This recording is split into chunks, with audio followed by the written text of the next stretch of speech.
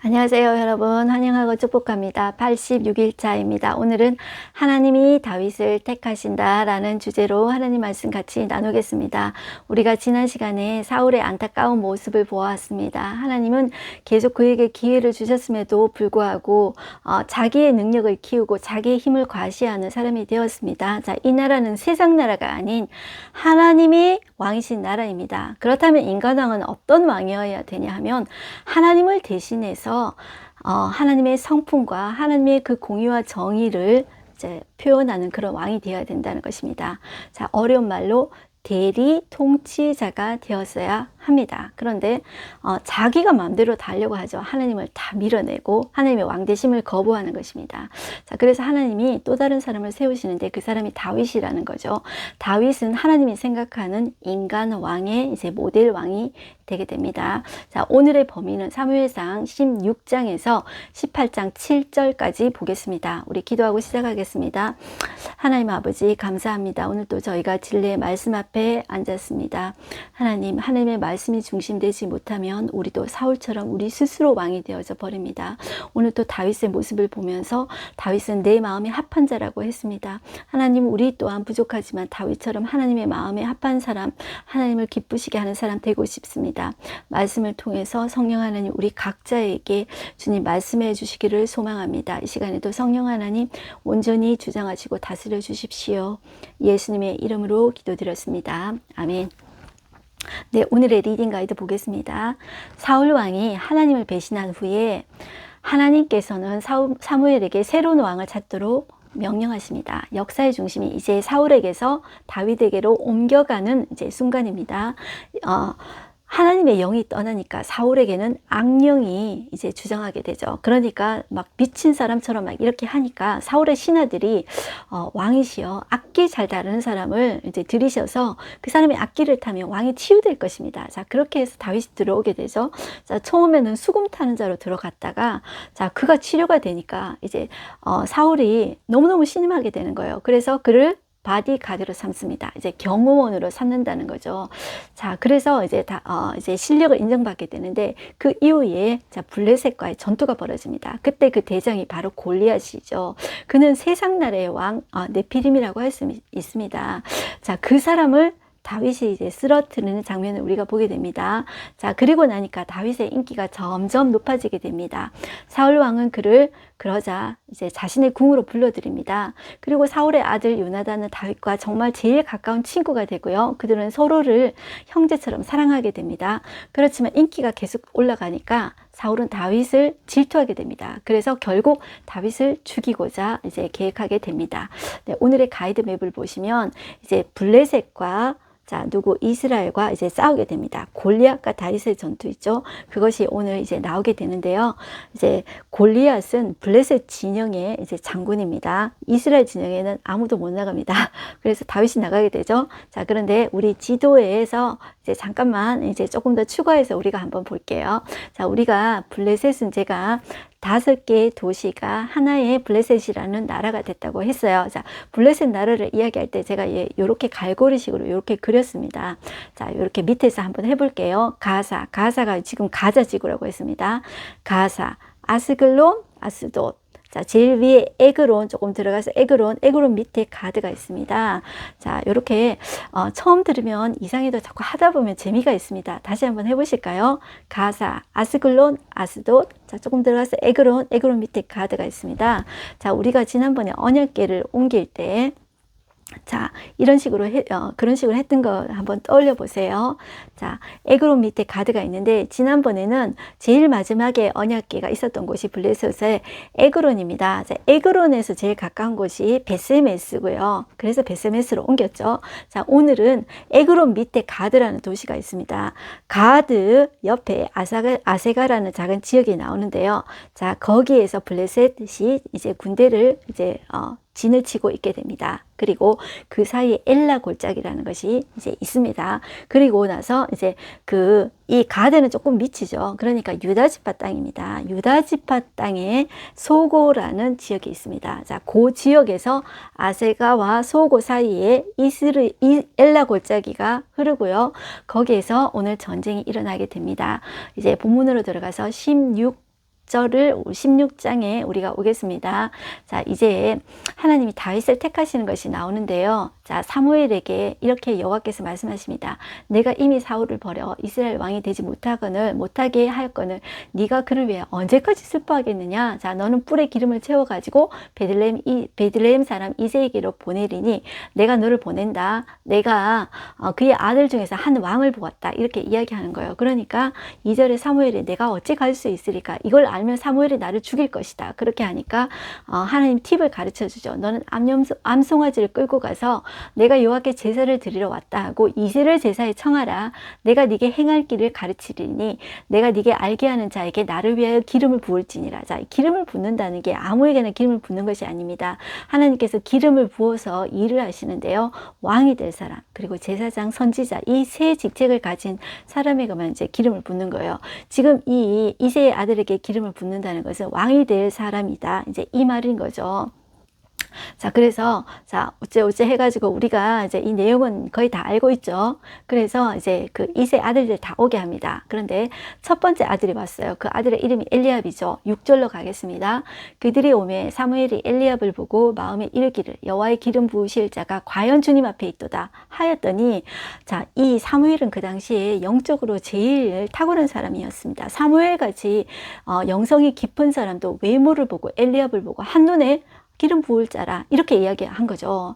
그렇다면 우리는 얼마나 우리의 보는 눈은 이렇게 정말 영적인 감각이 떨어지게 만들까요? 사무엘이 그렇다면 7절 보시면 여호와께서 말씀하십니다. 여호와께서 사무엘에게 이르시되 그의 용모와 키를 보지 말라. 내가 이미 그를 버렸노라. 내가 보는 것은 사람과 같지 아니하니 사람은 외모를 보거니와 나 여호와는 중심을 보느니라 하시더라. 네, 사람은 한눈으로 봅니다. 그렇지만 주님은 심장, 마음으로 보신다는 뜻입니다.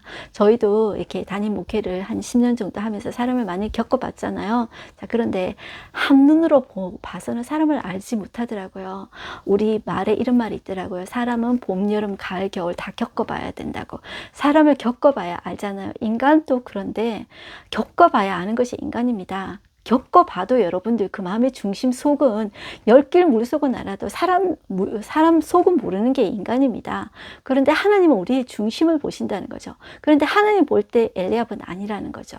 그런데 사무엘이 첫눈에 보기에는 그의 용모와 키를 보고 오케이. 하나님 기름 부으신 자군요. 이 존재가 바로 왕이군요. 사울에게 그렇게 질렸잖아요. 그런데도 불구하고 또 이런 실수를 또 한다는 거죠. 자, 10절 보실게요. 자, 이새가 그의 아들 7을 다 사무엘 앞으로 다 지나가게 했어요. 그런데 없어요. 하나님이 안 택했어 계속 이렇게 이야기하는 거예요. 그래서 11절 사무엘이 이새에게 이르되 내 아들들이 다 여기 있느냐? 이새가 아직 막내가 남았는데 그는 양을 지키나이다. 사무엘이 이새에게 이르되 사람을 보내어 그를 데려오라. 그가 여기 오기까지는 우리가 식사 자리에 앉지 아니하겠노라. 이렇게 이야기하죠. 자, 이런 것을 봐서 사람들이 이렇게 이야기하시는 분도 계십니다. 아마 아버지가 보통 막내를 제일 사랑하고 귀여워하지 않나요? 근데 막내를 아들로 취급하지 않는 건가? 왜 막내를 그렇게 왜 오지 않게 했던가? 이렇게 앞으로 아버지가 그 아들 막내에게 하는 행동을 봐서 본처 소생이 아닌가? 이렇게 말하시는 분들도 제가 꽤 많이 봤습니다. 자, 어찌됐든지 간에 성경이 가는 데까지만 우리 가겠습니다. 뭐, 본처 소생이 아니란 말은 없으니까요. 이제 일단 이새의 아들입니다. 그런데 이제 데리고 오니까 그의 빛이 붉고 눈이 빼어나고 얼굴이 아름답더라. 외모 또한 이제 좋더라고 표현하고 있죠. 자, 그런데 그러면 하나님 외모도 보신 거 아니야? 이렇게 생각하지만 우리는 그가 이제 태양빛에서 정말 그 한낮에 태양빛에서 그때는 여러분들 선크림이 있었겠습니까? 그 양을 치는데 얼굴이 정말 빨갛게 타지 않았겠습니까? 그런 식으로 여러분들 학자들은 이제 보는 것을 제가 읽었는데 그게 맞겠다 싶은 이제 생각이 들었습니다. 자, 그렇게 보시고요. 자, 그의 눈빛이 어떻게 빼어나냐면 정말로 그 하나님과의 이제 대화와 그리고 하나님을 사랑하고 그러면서 이제 양을 기르고 그랬잖아요. 그 중심에 하나님이 계시니까 이제 눈매가 남달랐다는 거죠. 자, 이렇게 봐주셨으면 좋겠습니다. 자, 그래서 여호와께서 이르시되 이가 그니 일어나 기름을 부으라 이렇게 이야기를 하신 거예요. 그래서 사무엘이 기름 뿔병을 가져다가 기름을 부었더니 이날 이후로 다윗이 여호와의 영에 크게 감동되니라. 이제 사무엘은 이제 떠난 거죠. 14절 보시면 이제 여호와 영은 사울에게서 떠나고 여호와께서 부리시는 악령이 그를 이제 번뇌하게 이제 한 거예요. 자, 그러니까 신하들이 이렇게 이야기하는 거예요. 자, 하나님께서 부리시는 악령이 왕을 번뇌하게 하니까 이제 주께서는 당신 앞에 모시는 신하들에게 명령하여 수금 잘 타는 사람을 구하게 하소서. 하나님께서 부리시는 악령이 왕에게 이를 때 그가 손으로 타면 왕이 나으시리다. 이렇게 이제 이야기를 하는 거예요. 자, 그러니까 이제 좀 데리고 와라 이렇게 이야기했겠죠. 그러니까 18절에 어떤 소년 중 한 사람이 대답하여 이르되 내가 베들레헴 사람 이새의 아들을 본즉 수금을 탈 줄 알고 용기와 무용과 구변이 있는 준수한 자라. 여호와께서 그와 함께 계시더이다. 자, 이 말이 중요한 거죠. 여호와께서 그와 함께 계시더이다. 이게 중요한 거죠. 여러분들 왕궁에는 정말 악기 잘 타는 사람이 얼마나 많았을까요? 그렇지만 악기를 탈 때 정말 영적인 존재가, 악한 존재가 물러가는 거는 보지를 못한 거죠. 그런데 이제 다윗이 탈 때 본 소년이 있었겠죠. 그러니까 다윗을 추천한 거죠. 그래서 다윗이 왔어요. 자, 그런데 정말로 이제 그런 일들이 일어나는 거예요. 그러니까 21절 보면 이제 사울이 그를 크게 사랑하였다는 말이 나옵니다. 크게 사랑하여 자기의 무기를 드는 자 바디가드로 삼은 거예요. 자, 이 말을 기억 꼭 좀 해주세요. 그리고 22절 보면 사울이 이새에게 사람을 보내어서 원하건대 다윗을 내 앞에 모셔서게 하라. 그가 내게 은총을 얻었느니라 이렇게 이야기를 해요. 자, 그리고 하나님께서 부리시는 악령이 사울에게 이를 때 다윗이 수금 들고 와서 이렇게 손으로 켜면 사울의 상쾌하여 낫고 악령이 그에게서 떠나더라 이렇게 나옵니다. 이제 17장으로 들어가서 골리앗과 이제 전투가 시작됩니다.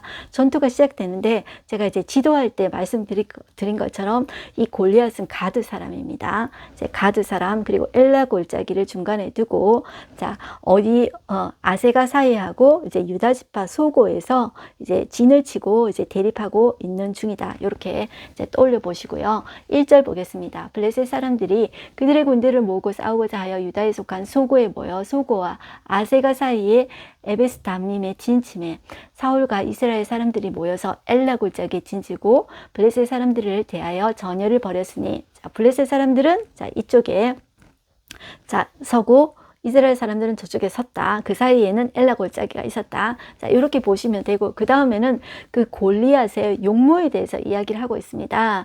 자, 4절 중간에 보시면 골리앗이요 가드 사람이라 그의 키는 6규빗 한 뼘이요. 자, 이게 얼마 정도 되냐면 작게는 3m 또 조금 더 넓게 보면은 이제 한 규빗이 여러분들 팔 한 꿈치에 이렇게 센티미터거든요. 그러니까 조금 다를 수 있겠죠. 작게는 그러니까 3m, 조금 더 크게 보면 315cm로 볼 수가 있다고 해요. 그러니까 상당히 크죠. 자, 우리가 제일 키 큰 사람 생각하면 최홍만 생각하죠.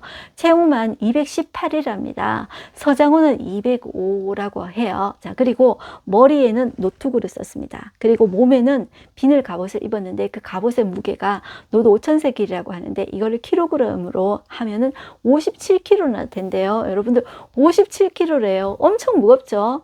하여튼 이제 외모가 그렇다는 거예요. 자, 그래서 이 골리앗이 어마어마한 이제 소리로 이제 막 이렇게 이제 이스라엘 군대를 향해서 막 이제 모욕을 하면서 조롱을 하는 거죠. 자, 8절 중간에 한번 보실게요. 너희는 한 사람을 택하여 내게로 내려보내라. 그가 나와 싸워서 나를 죽이면 우리가 너희의 종이 되겠고 만일 내가 이겨 그를 죽이면 너희가 우리의 종이 되어 우리를 섬길 것이냐. 고대 전쟁을 이런 식으로 했다고 합니다. 여러분들 사울이 길랏 야베스에서 그 암몬 사람 나하스가 들어와서 할 때도 이런 식으로 전쟁을 합니다. 그러니까 고대 전쟁은 힘센 사람, 그 장군하고 또 이쪽에 상대편에 사람이 나오겠죠. 자, 그래서 둘이가 이제 싸워서 이기면 먼저 이제 기선을 제압하고 이기게 되는 거예요. 대부분의 전쟁이 이제 고대는 그랬다고 이제 합니다. 지금의 전쟁하고 이제 틀리는 거죠. 자, 지금도 지금 골리앗이 이제 그렇게 하고 이제 있다는 거죠. 자, 그러니까 11절 보면 사울과 온 이스라엘이 블레셋 사람의 이 말을 듣고 놀라 크게 두려워하니라. 자, 이것을 왜 두려워했을까요?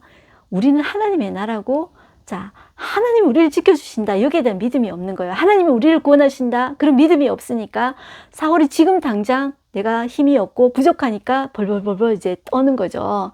자, 한편 사울의 진영에 다윗이 나타나게 되죠. 다윗은 왜 갈까요? 이제 전쟁이 났다고 하니까 그의 아버지 이새가 자, 이거를 여기 17절 보시면 복국곡식 한 에바와 떡 10덩이 가지고 이제 형들한테 주라고 이제 다윗을 심부름 시킨 거예요. 그리고 18절에 보면은 치즈도 10덩이도 가져다가 천부장에게 주고 형들의 안부 살피고 증표를 가지고 오래요. 자, 이 아버지가 여기서도 이 아들을 얼마나 못 믿는지 정말 애송이 취급하는 것을 볼 수가 있죠. 그러니까 그 사무엘 때도 그러더니만 지금 또 그러잖아요. 이제 증표 가지고 오라 이제 이런 식으로 이야기를 하죠. 자, 그런데 이제 골리앗이 이제 막 이제 40일 동안 막 아침에 일찍이 나와가지고 막 소리 지르면서 막 그랬다고 하죠. 자, 그런데 마침 이제 다윗이 왔을 때 마침 보게 된 거예요. 23절 볼게요. 그들과 함께 말할 때 마침 블레셋 사람의 싸움 도두는 가드 사람 골리앗이라고 하는 자가 전열에 나와서 전과 같은 말을 하며 다윗이 들은 거예요. 자, 이 이스라엘 모든 사람이 그 사람을 보고 심히 두려워하여 그 앞에서 도망하며 이스라엘 사람들이 이르되 너희가 이 올라온 사람을 보았느냐 참으로 이스라엘을 모욕하러 왔도다. 자, 그런데 그를 죽이는 사람은 왕이 많은 재물로 부하게 하고 그의 딸을 그에게 주고 그의 아버지의 집을 이스라엘 중에서 세금을 면제하게 하시리라. 이제 이 말을 들은 거예요. 자, 그래서 다윗이 이제 이렇게 사람 곁에 서는 사람들에게 자, 이 치욕을 제거하는 사람들에게 정말 어떻게 대우하겠느냐. 자, 이 할례 받지 않는 블레셋 사람이 누구이기에 살아계신 하나님의 군대를 모욕하느냐 막 이렇게 이야기하죠. 다윗은 이 골리앗이 하나님을 모욕하는 것을 두고 이제 거기에 분노가 일어나게 된 거예요. 자, 그런데 형이 28절에 보면 큰형 엘리압이 그 외모 준수했다는 형 있죠. 사무엘이 한눈에 딱 보고 저 사람이 왕이다 했던 그 엘리압 있죠. 그 외모만 준수한 엘리압, 하나님의 마음에 들지 않았던 엘리압. 자, 그 엘리압이 다윗한테 이렇게 이야기합니다. 사람들에게 하는 말을 들은지라. 자, 다윗이 사람들에게 하는 말을 묻는 말을 들은 거예요. 그가 다윗에게 노를 바라여 이르되 네가 어찌하여 이리로 내려왔느냐. 들에 있는 양들을 누구에게 맡겼느냐. 나는 네 교만과 네 마음의 완악함을 아노니 네가 전쟁을 구경하러 왔도다. 이렇게 이야기해요. 자, 여러분들 우리가 한번 따지고 볼까요? 엘리압은 이 골리앗의 교만한 말은 가만히 있고 화도 내지 않고 두려워서 떨고 골리앗을 피해서 지금 숨어 있는 상태예요. 맞죠? 자, 그런데 이 다윗은 있잖아요. 그런 형의 이 말에 그게 사실이 아닌 거예요. 엘리압은 여러분들 강한 자 앞에서는 약하고 자기보다 약한 동생 앞에서는 강하게 이렇게 짓누르는 거예요. 너 교만해. 너 마음의 완악함을 내가 알아. 자, 이런 식으로 사는 사람이었다는 거죠. 하나님이 그거를 아신 거예요. 자, 다윗은 29절에 이렇게 이야기해요. 내가 무엇을 하였나이까 어찌 이유가 없으리까 하고 돌아서서 다른 사람을 향하여 전과 같이 말하며 백성의 전과 같이 대답하니라. 여러분들 다윗의 큰형이 그렇게 기분 나쁘게 말하는데 거기서 포기했더라면 골리앗과 전쟁을 하지 않았겠죠. 그러니까 우리가 큰 전쟁 앞에, 큰 문제 앞에 가족들이 내 마음에 시험을 걸게 한다든가 나한테 중요한 사람이 나의 마음을 상심하게 한다든가 이런 일들이 종종 일어나게 됩니다. 여러분들 이때 정말 내가 실전이 바로 코앞에 있는데 이 가족과의 싸움에서 내가 정말 나를 좋아한다고 생각했던 사람에게서 정말 실망하는 말을 들을 때 내가 낙심하면 안 됩니다. 다시 그 말이 하나님께서 왔는지 우리가 그걸 분별해야 되고요. 우리가 그 때문에 낙심하면 안 됩니다. 이제 다윗은 그 형의 그 말에 낙심하지 않았어요. 그런데 계속 그렇게 다른 사람한테 물으니까 31절 어떤 사람이 다윗이 이렇게 한 말을 듣고 그것을 사울에게 전하였으므로 사울이 다윗을 불렀다 그랬죠. 다윗은 사울에게 이렇게 이야기합니다. 자기가 정말 왕이 해야 될 말을 자기가 왕을 위로하는 겁니다. 32절 다윗이 사울에게 말하되 그로 말미암아 사람이 낙담하지 말 것이라.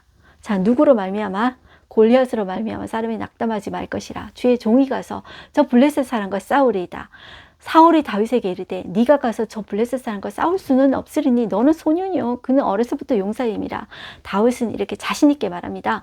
주의 종이 아버지의 양을 칠 때 사자나 곰이 와서 양떼에게 새끼를 물어가면 내가 따라가서 그것을 치고 그 입에서 새끼를 건져내었고 그것이 일어나 나를 해하고자 하면 내가 그 수염을 잡고 그것을 쳐 죽였나이다. 주의 종이 사자와 곰도 죽였은즉 살아계신 하나님의 군대를 모욕한 이 할례받지 않은 블레셋 사람이니까 그가 그 짐승의 하나와 같이 되리이다. 이렇게 이야기를 한 거예요.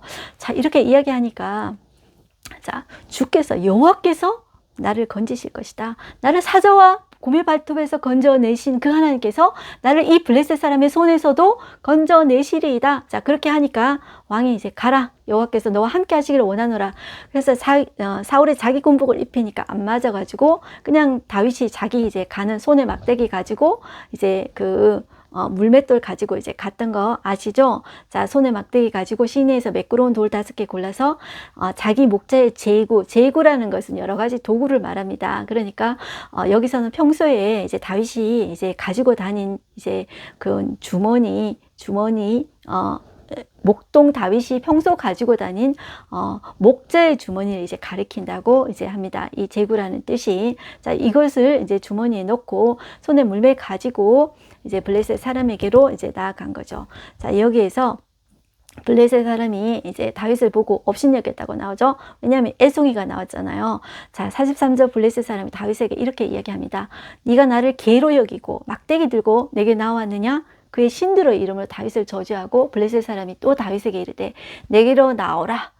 네가 내 살을 공중의 새들과 들짐승들에게 주리라. 이렇게 이야기하죠.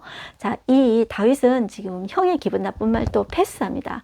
이 골리앗의 이런 기분 나쁘게 하는 말들 있잖아요. 가시돋친 말.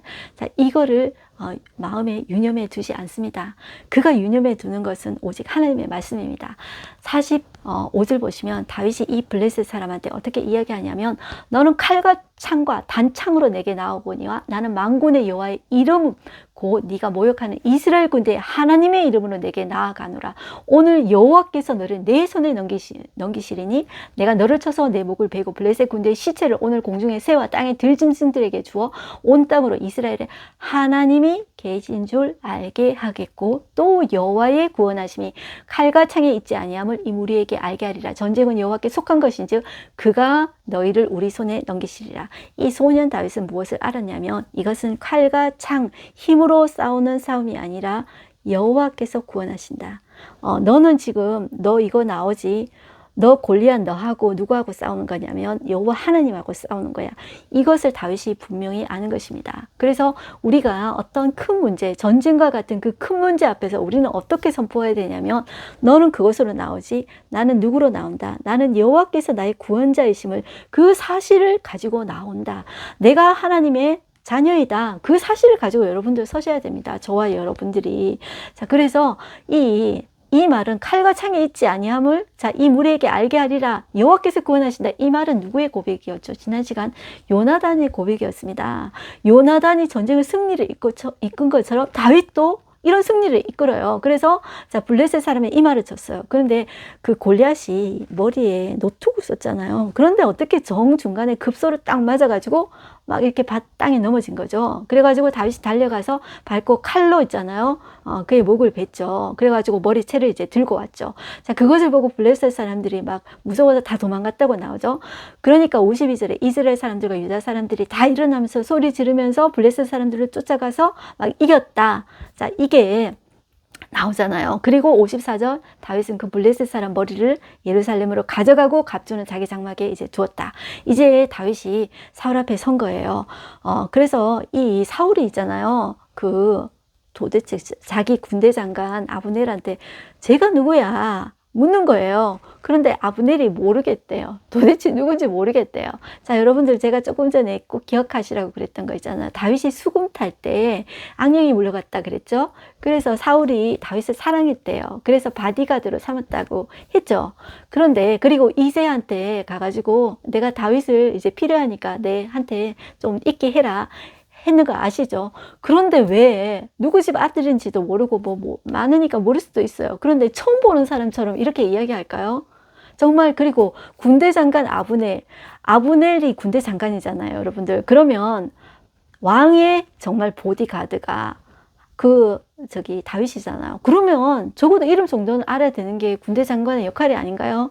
근데 이 군대 장관도 이상하고 이 사울도 정말 이제 이상한 것입니다. 그러니까 이 악령이 계속 왔다 갔다 하니까 영이 이제 깨끗하지 못한 거예요. 그러니까 이게 정신이 이제 지성도 이렇게 정말 이제 둔화되어 가지고 그때 분명히 좋아했었잖아요. 근데 그걸 잊어버린 거죠. 18장에 와보실까요? 다윗이 사울에게 말하기를, 마침에 요나단의 마음이 다윗의 마음과 하나가 되어 요나단이 그를 자기 생명같이 이제 사랑한 거예요. 그날에 사울은 다윗을 머물게 하고, 자, 아버지 집으로 너 돌아가지 마, 이제 이렇게 하고 있었던 거죠. 요나단은 다윗을 생명같이 이제 사랑하여 더불어 언약을 맺었대요. 그리고 다윗은 사울을 보내는 곳마다 지혜롭게 행하며 사울이 그를 군대의 장으로 삼았더니 온 백성이 합당히 여겼고 사울의 신하들도 합당히 여겼더라. 근데 끝부분이 이제 사울이 불쾌합니다. 뭐냐 하면 여인들이 이렇게 노래를 합니다. 소고와 경세, 악기입니다. 이제 악기인데 이 악기를 가지고 사울을 환영하는데 여인들이 이렇게 이야기를 합니다. 뛰놀며 노래하여 이르되 사울이 죽인 자는 천천히요 다윗은 만만히로다 한지라. 여기에서 완전히 이제 질투가 폭발하게 된 거죠. 그러면서 이제 앞으로 다윗을 계속 이제 죽이려는 작전을 이제 짜게 되는 거죠. 네, 오늘 말씀은 끝났고요. 오늘 하루 한 절 말씀 보겠습니다. 여호와께서 사무엘에게 이르시되 내가 이미 사울을 버려 이스라엘 왕이 되지 못하게 하였거늘 내가 그를 위하여 언제까지 슬퍼하겠느냐. 너는 뿔에 기름을 채워 가지고 가라. 내가 너를 베들레헴 사람 이새에게로 보내리니 이는 내가 그의 아들 중에서 한 왕을 보았느니라 하시는지라. 자, 오늘 인사이트 보겠습니다. 사울은 돌이킬 기회를 모두 지나칩니다. 하나님은 사울을 버리십니다. 사울의 불순종과 교만, 그의 시기심과 됨됨이는 하나님의 왕권을 인정하지 않는 데서 오는 병든 현상입니다. 한마디로 그는 하나님 나라 왕의 모델이 아닙니다. 하나님은 사무엘에게 뿔에 기름을 채워 베들레헴 이새의 집으로 가게 하십니다. 이새의 아들 중에 다윗을 왕으로 세우고자 하십니다. 성경은 하나님 나라의 의의를 알아 그의 왕권을 인정하는 대리 통치자를 조준하면서 흘러갑니다. 네, 오늘 여러분들 그 어린 소년 다윗의 그 말을 기억해 보십시오. 여러분들 그의 아버지도 그의 형도 그를 무시했습니다. 그랬지만 그가 낙담했습니까? 그가 낙담하지 않을 수 있었던 것은 아버지도 그를 몰라보고 형도 몰라보지만 누가 그를 알아봅니까? 그의 마음 중심에 하나님이 있었던 거죠. 그걸 어디에서 알 수 있습니까? 그거 시편에 다 나옵니다.